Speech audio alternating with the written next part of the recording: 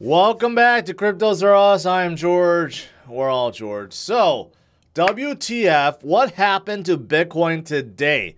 Bitcoin shot up to 25.2. Looked like it was about to pump. And then all of a sudden it dumped.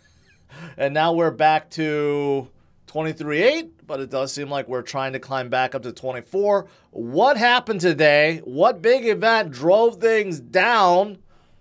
Right, let's talk about it. And also, you got one positive, you got one winner today, one crypto that remained positive throughout all the turmoil, and that's Polygon. So let's also talk about Polygon as well. So, welcome, guys. Take a look. Take a look.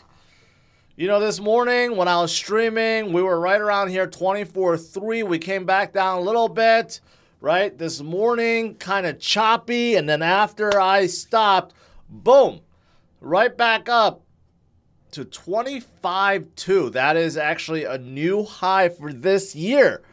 And of course, we kind of hover a little bit, and then we came back down, and then we came back down some more. So unfortunately, we're back to 23.8, but obviously we're still in a really good spot right now. Overall market is still much higher than just a few days ago, right? But what brought us down? Today started out so strong, right? But look at it. The entire market crashed down, and it's because of these two people.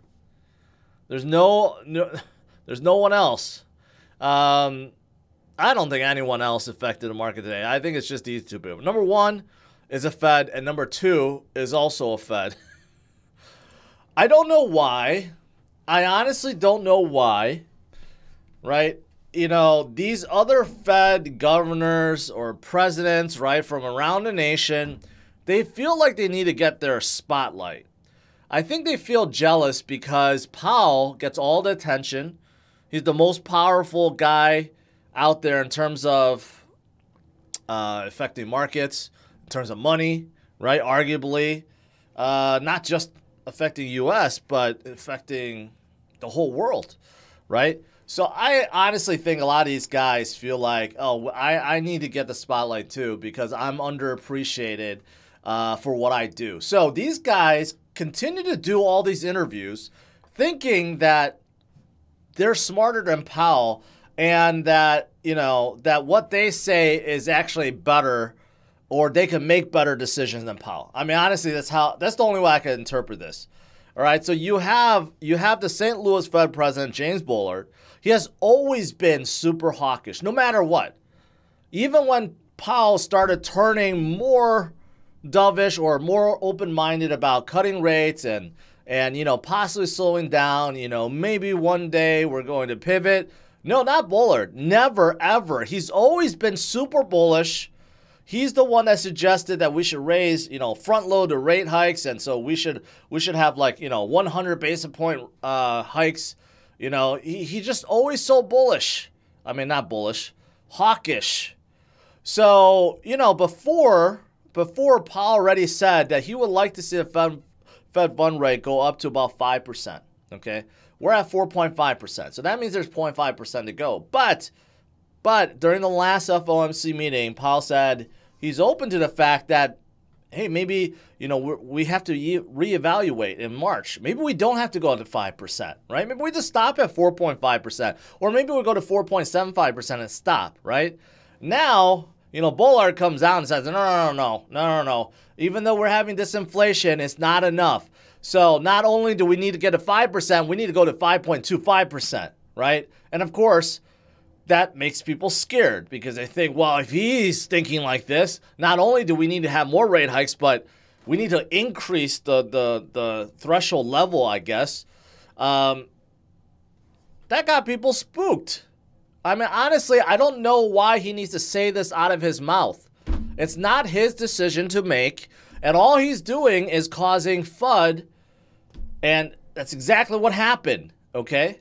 I don't know why he feels like he's smarter than Powell and he needs to do this and cause all this FUD around the markets. There's a reason why he's not the Fed chair.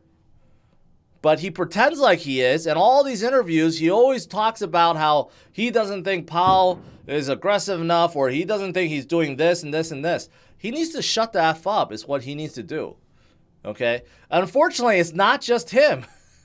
You have another Fed president, Loretta. This is the Cleveland Fed president, Loretta Mester, who also thinks she's smarter than Powell. She's just like, I see a compelling case for a half-point hike. Like, I don't know what's going on with some of these Fed presidents or governors. They feel jealous. They feel like they need to say what they need to say, although they're not the ones making the decision. Yes, they get in a group and they talk about it, but ultimately Powell's the one that's making the decision, right? But all they're doing is yapping away and getting everyone scared. This is the exact reason why we went down. The market was actually okay. It was recovering. Things were looking good, and all of a sudden, towards the end of the day, you saw everything just start collapsing. Like everything just started dumping. It was after these speeches, right? So it's just, that's the reason why. And it's very frustrating, okay? There's no reason for them to say what they did, basically, okay? Let Powell do his job. Let the economic data come out, and we will see, right? Whether or not inflation is slowing down, or inflation comes back up, or how the job market is, how sales are, wholesale numbers. We got some, I guess, some bad numbers this morning, right? Talk about that. Talk about things that, yeah. I'm just really frustrated. I'm very frustrated over these guys that do not need to do this, okay? They can continue to have their meetings. They can continue to have discussions. They don't need to do all these interviews outside of these FOMC meetings and cause disruptions to the market, okay? That's honestly how I feel about it, okay? But yeah, that's exactly what happened. But, the good thing is, like I said, even though Bitcoin came down from 25 right? We're still way better than even a day ago.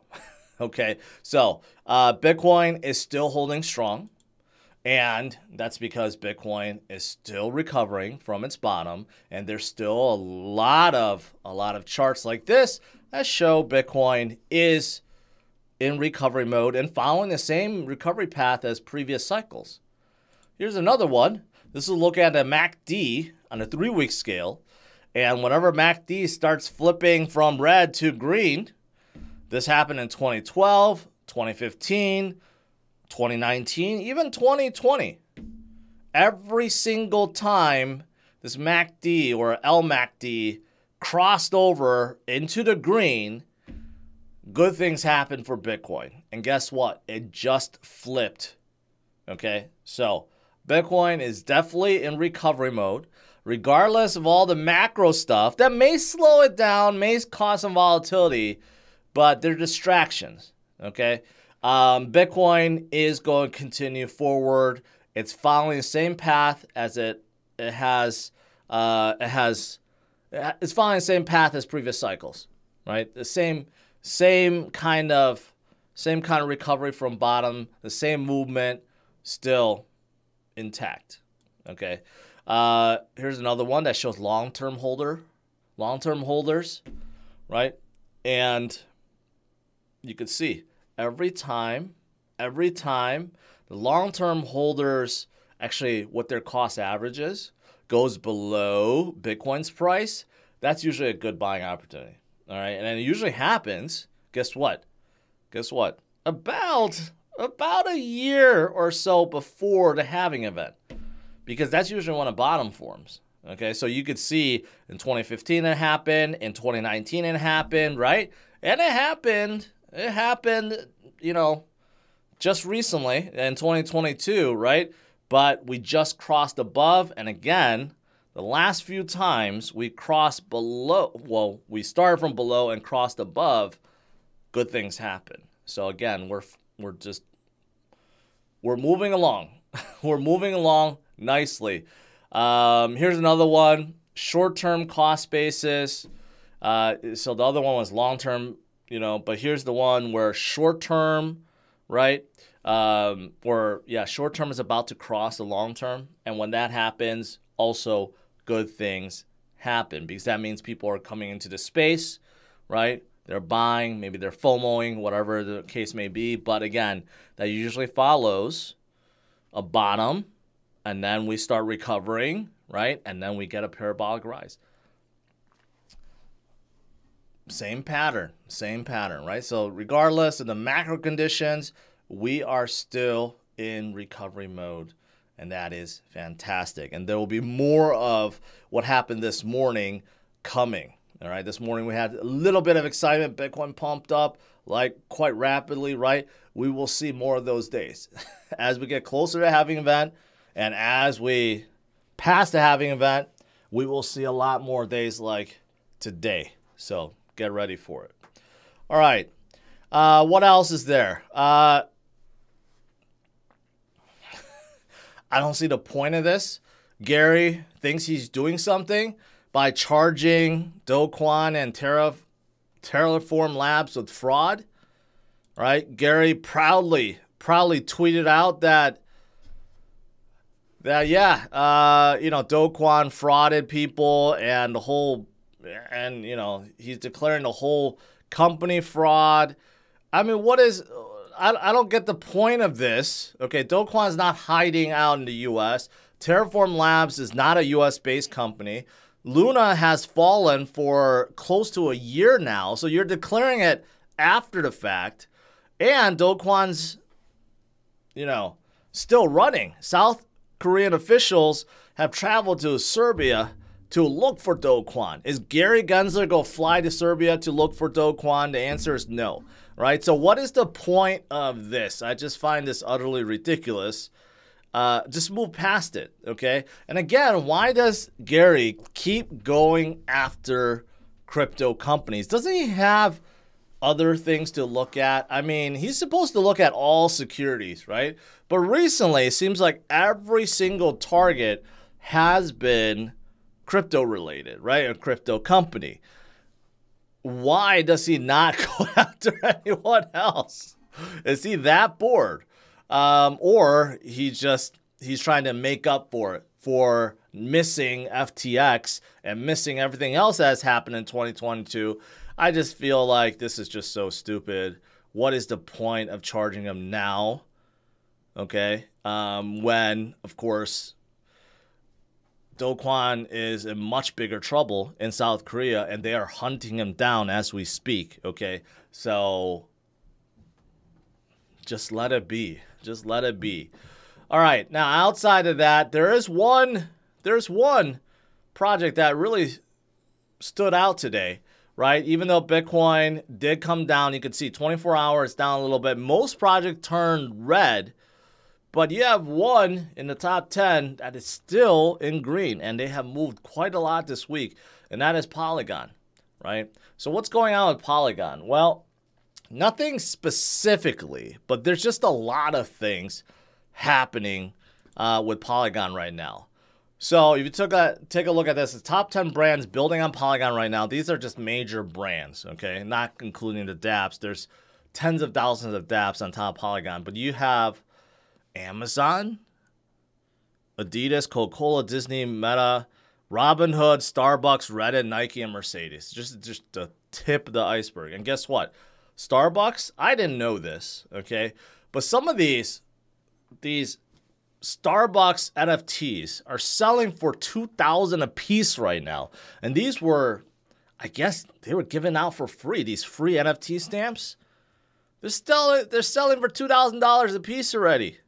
Right? It's insane. It's insane, but it's on top of Polygon. It's on top of Polygon. And after the Super Bowl recently, Reddit was giving out all these NFTs, right? But again, where is it on? Polygon.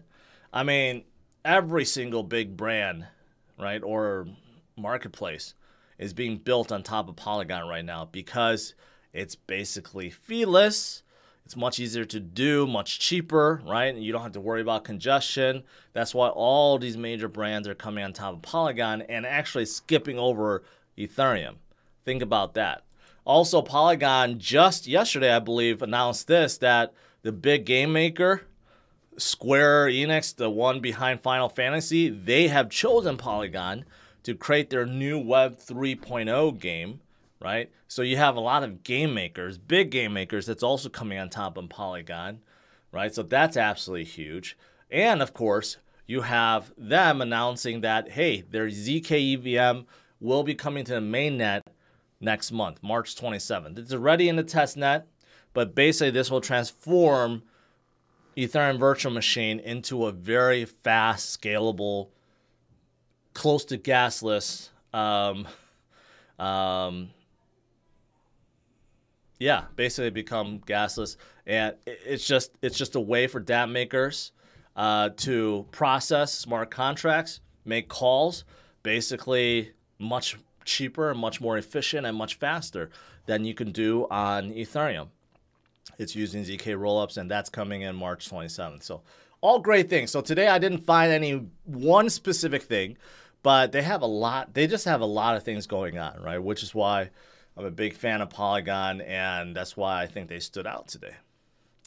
And then lastly, I did see this, and you know, I almost didn't want to show it because, oops, I realized my camera's off. I almost didn't want to show it because it seems like every single FUD piece around Binance is just that. It's just FUD, and people are telling half-truths or making things up because they want to go after the big boy. They want to get the views or the clicks, right? And every single time this happened, CZ explained away and proved that all this was just FUD or false, right? And it was done to just spread fear. So now you have Reuters supposedly looking at some documents that say, well, CZ pulled $400 million from Silvergate to some other firm that CZ owns. This was back in 2021, and this is in regards to Binance.US when it was first bought, and then it was turned into Binance.US. But Reuters said, yeah, even though he did this, they can't confirm whether or not this was user funds or this is legitimate transfer. They don't know. They just know that CZ did it. So again, this is an article written for clicks, doesn't prove anything. Maybe that was money that was owed, or maybe CZ decided to move banks, right? I'm sure CZ will answer this tomorrow because it's now spreading. I had people send it to me like, oh man, look, George, look at this. And I'm like, every single article like this before has just been FUD. So I do believe this is FUD, and I'm sure he's going to answer what the hell happened, right? But again, this is old news, and everyone seems to be wanting to attack Binance these days because FTX was now taken down, and I think there's like no more target. So like every single person out there is trying to spread some FUD about Binance, and I'm not quite sure why, other than to just get the clicks and views. All right, so there's that, and that's my opinion about that. Outside of that, unfortunately, the market came down a little bit, 1.0 trillion, but again, still better than just a few days ago. And we'll see what happens tomorrow. Today, we got rocked by these Fed statements, right? Tomorrow, we'll see. Are we going to be in recovery, or are we going to sell off even more, right? So I guess we'll see.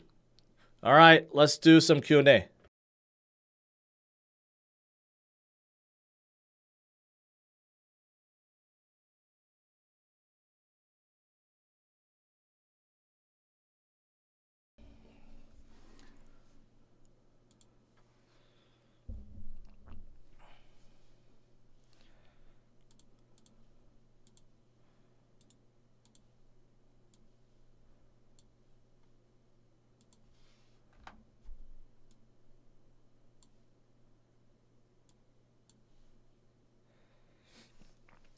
George, Avalanche will 30x according to the Isaac. I'm not sure about 30x, but you know, anything can happen in this next. Anything could happen in this next bull run. That's for sure. Overcome.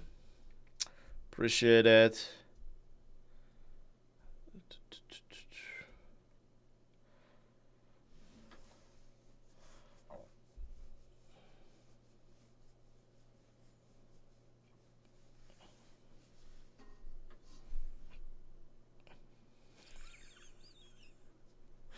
Someone says Gary's our hero.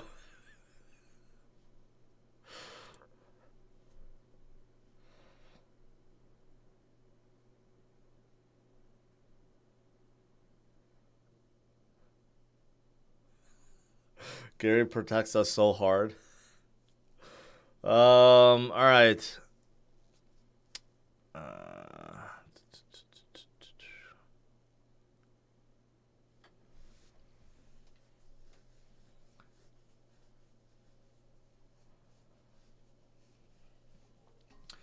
Corey says, my wife wants you to say hi to her. Her name is Katie. Hey, Katie. I'm glad you're letting your husband watch me every single day, twice a day, every day.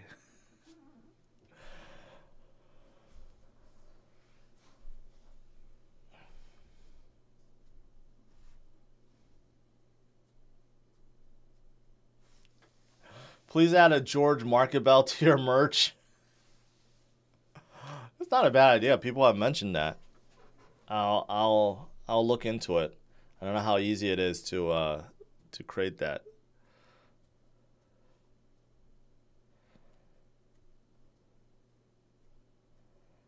Let's see. Any reason why you don't mention IMX? It's been moving. I have mentioned them. You just don't watch every video that I produce. I actually just talked about them like 3 days ago. 3 or 4 days ago. But it was within this last week.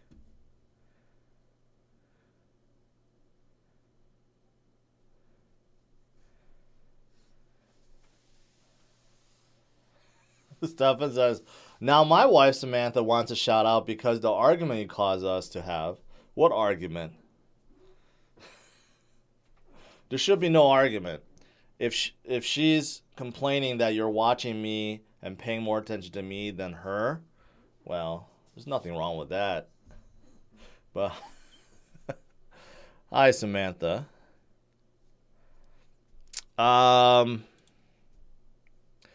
AI crypto to continue. It will, but it's too overheated. And I've noticed that Singularity and Fetch and Ocean, all these guys that are associated with AI have fallen quite a lot recently. So the over pumping, okay, has stopped. But as Bing continues, you know, I actually have some. I actually skipped out on this, but you know, Microsoft. They integrated ChatGPT with Bing, right? It's in testing phase right now, and some people are reporting that ChatGPT is having very creeping conversations with them, either saying they love them or you know, or saying that they're not wrong when they are. I don't know. People are saying that it's like AI gone crazy, and Elon says it's very like. It's very like AI that goes haywire and kills everyone. I don't know what to think. But yeah, it's going to take some time. It's going to take some time.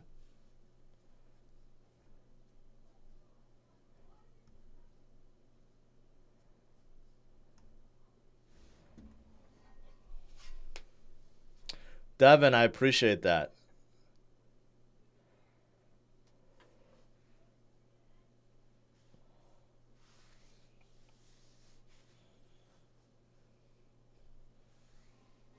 Can Polygon reach 50 bucks?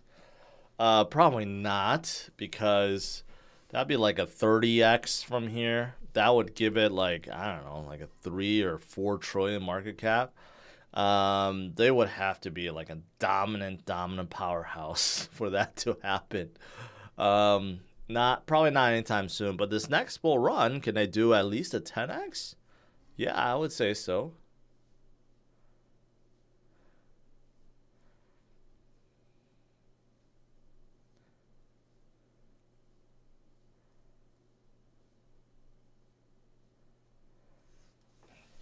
Why you stop mining, you get passive income? Because all the money you have to spend. I'd rather use that money to just buy Bitcoin. It's just that simple. The amount of money you need to spend the overhead to keep your machines up and running. I mean, it's a lot. Big miners, they definitely have advantage. They have the space. They have the the electricity. Cheaper electricity, and they could cool things easier. I mean, the miners, they have it much better than a normal guy trying to do it in their house.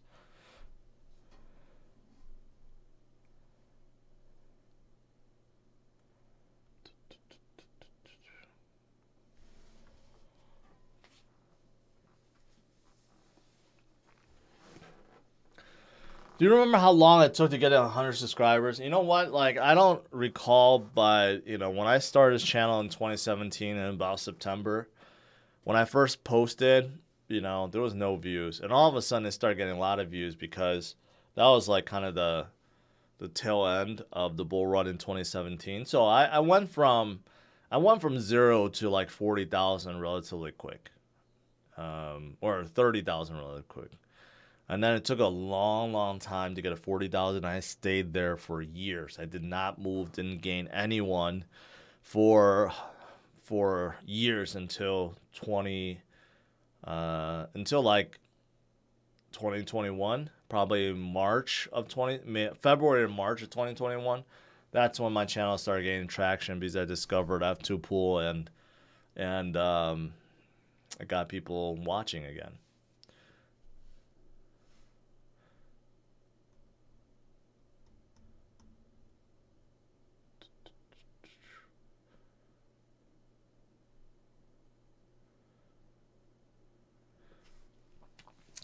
How thick is too thick? I don't know, man. Ask your girlfriend. New projects you believe will jump into the top 10? They are new, but there are a lot that I feel like deserves to be in the top 10 for sure. I think Cosmos definitely belongs in the top 10. I think VeChain belongs in the top 10, even though they're really out of it now. Someone like Phantom, I don't know if they're going to get a top 10, but they deserve to be close, maybe top 15. Some of these smaller L2s, can they move up to, say, in the top 20, top 15, top 20? They certainly have a chance. Like Optimism has been doing very well recently. Immutable X, someone mentioned about them, right? They're doing very well recently. So, I don't know. Making the top 10 is hard, really hard. There's very limited projects that feel like deserve to be in the top 10. But to get in top 15, top 20?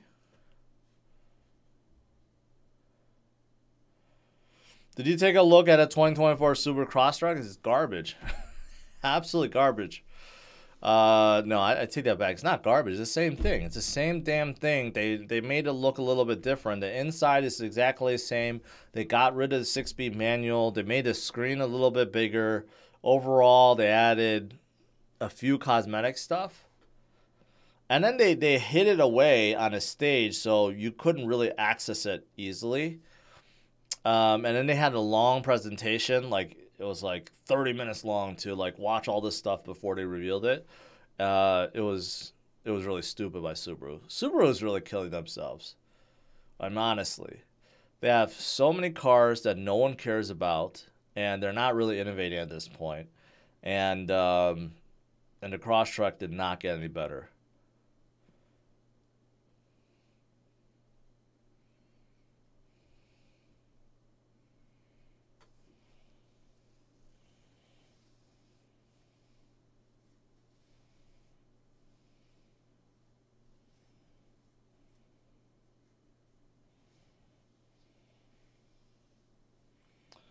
Yes, Lynn says, can you give my fiance a shout out? His name is Mario. Hey, Mario. How's it going?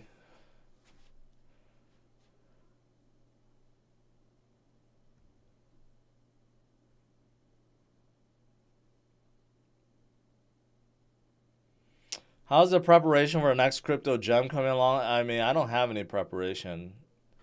I mean, there's nothing to prepare for right now, but I'm looking forward to it. The only thing is, trying to lose a little bit more weight before the show because I'm afraid on TV I'm gonna look even bigger. So that's the only thing, and it's been tough recently. Man, like this whole Christmas break, like really derailed me a little bit. So I gotta get back on it. Got it like about a month and a half to really get back on the program.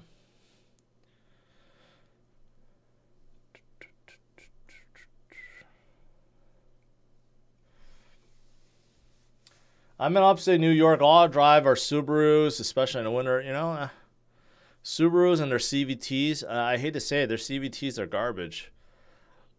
You know, they're all symmetrical all-wheel drive is great, but their CVTs are garbage. So the Crosstrek is a CVT, Forester is CVT, Outback is a CVT, their Ascent is using CVT. Their CVTs are bad.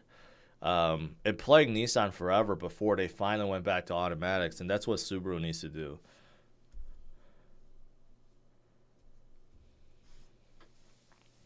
Are you worried about BUSD market cap losses spreading to other stable coins?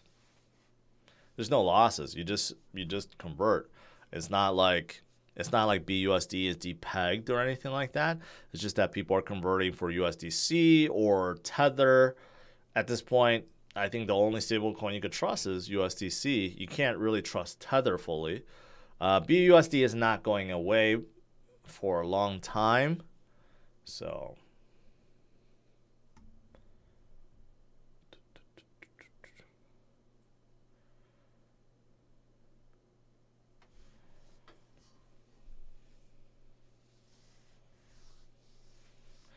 Murano was the only like good car in the last century from Nissan, besides the GTR. But man, all the other Nissans are so forgettable. I had a Pathfinder before. I mean, it was okay, decent, but that CVT made it really bad. That's why a lot of people hated Nissans, because they're CVTs. The Murano was actually the very first gen Murano. I had that too. That was a good car. That really popularized. Was it crossovers? It was really the very first crossover that got popular and then made everyone follow. But now no one gets a Murano.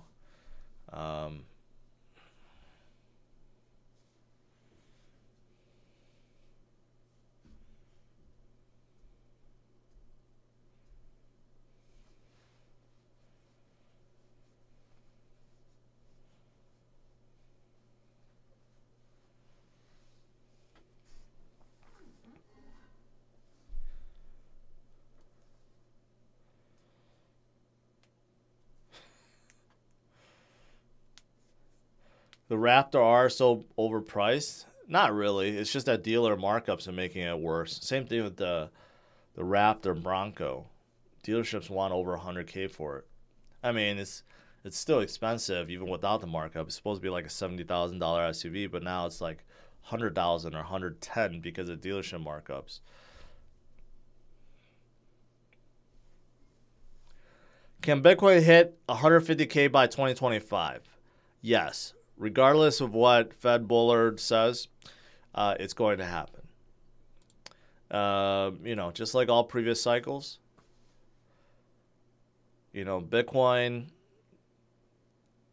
is doing its thing.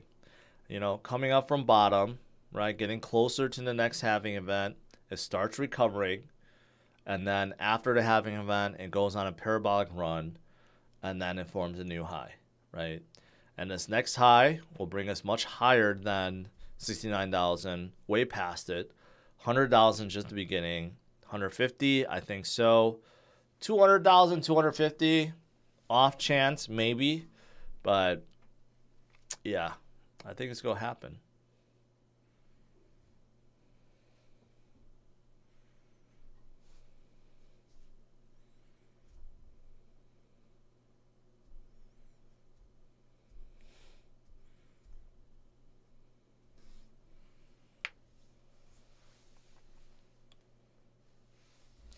Charlie Munger said BYD is better than Tesla by far. This is coming from the guy that thinks all crypto are shit. So I don't know. I think he's a little biased.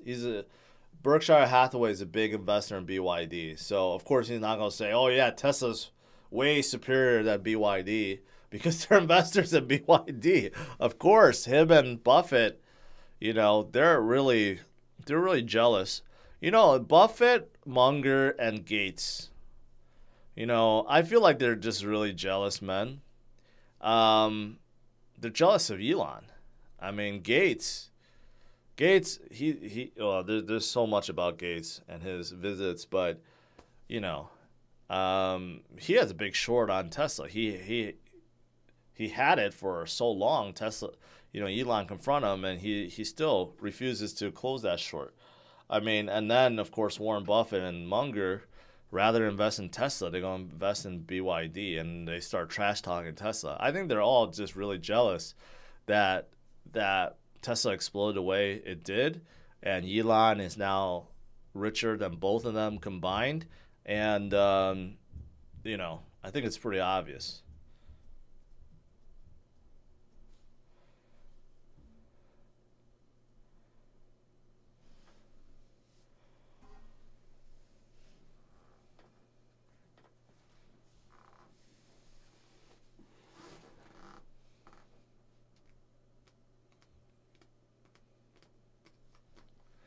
Can you make a video of the BZ4X? I purposely did not want to review that card because I can't even memorize the name. Right? It's such an idiotic name. I don't know why Toyota did it. And it's a car that no one drives and no one buys. So unfortunately, my drivers only channel is one of the smaller car channels, so I have to review the popular cars to be able to get the views. Otherwise, there's not enough of you guys watching it like you do on CryptosRUs. Now, if all of you guys watch all my videos on drivers only, then I could review any car I want. But cars is really based on popularity and trends, unless you're just like a huge channel.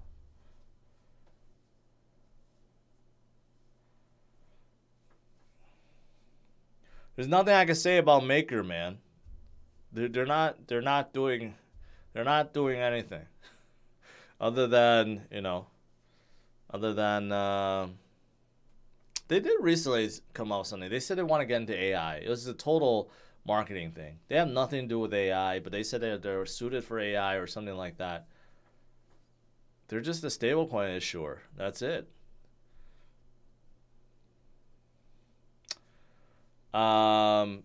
What future cars are you excited for? Right now? Nothing really. Nothing really. I can't think of any future cars I'm excited about.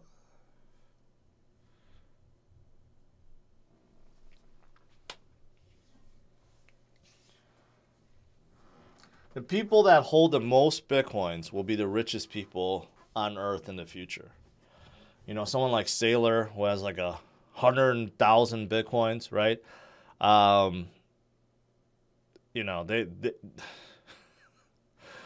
Just imagine when Bitcoin gets to $1 million each, or 2 million or 3 million, right? You multiply that by 100,000. What does that equal? That's crazy. Saylor and other guys, they're going to be the richest men on Earth.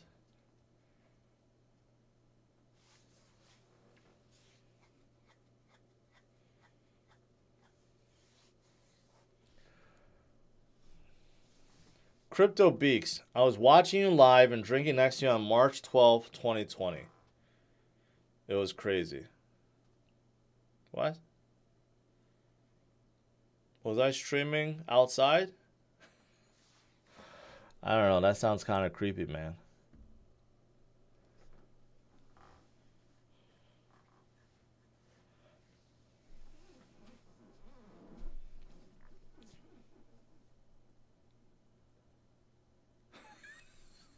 Richard. Do you think Volvos or Polestars? I haven't seen any Polestars, and I can't comment. Volvos are decent. They haven't changed much. They've been going the EV route, but Volvo EVs don't have a lot of range. But their XC90, is a fantastic SUV. I like the XC90 a lot. XC60 is okay, a little too small. XC40 is really small, but I do like the XC90 though. All right, guys, let's call it a night. Bitcoin is coming back up right this morning. We had some excitement, and then this guy opened his mouth and brought the whole market down. He had no business in doing so. You know, all these Fed governors and presidents, they're all just jealous of Powell. They want some attention, and they feel like they need to just like give their opinions and then spook the market. Really no need for that. Really pissed about that. But anyways, regardless, Bitcoin will continue forward. It will. It's recovering from bottom. There's so many metrics and charts that show that we are on the path to recovery and the path to greatness. So stay strong, my friends. And I'll see you guys tomorrow. Happy Friday tomorrow, 8:30 a.m. Central Standard Time. All right? Have a good one, guys. Take care. Bye-bye.